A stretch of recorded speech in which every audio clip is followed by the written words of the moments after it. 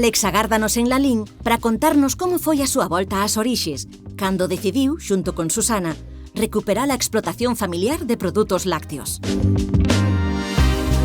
A ver, estamos en Calecoi, que somos un pequeno proxecto lácteo que está asentado no rural galego. Vimos que chegaba a Galicia, que había iogures artesáns que viñan de fora daqui. Entón, bueno, ainda que era un segmento tamén moi duro, porque hai moito lácteo, moito iogur nos lineais, pois que poderíamos facer algo de valor engadido e que poderíamos sacar un produto. Bueno, pois foi un pouco o xermen de Calecoi.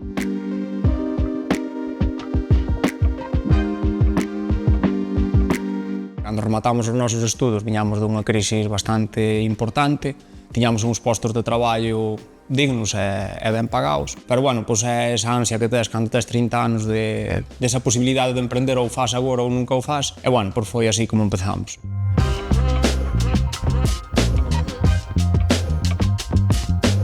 É certo que emprender no rural, pois, aínda que se avanzou moito, hai moitas dificultades, non só por ser do rural e facer as cousas no rural, por xa se venden, porque ao final o máis sinxelo de un proxecto é o produto, porque ao principio parece que costa moito, pero o máis complicado é poder chegar a vendelo e fidelizar ao cliente para que siga mercando o teu produto, non?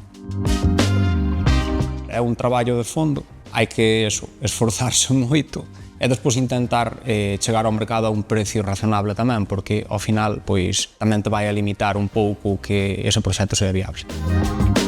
En Begalsa Eroski, cando se trata de buscar produtores, canto máis preto, mellor. Viaxes aquí ao lado.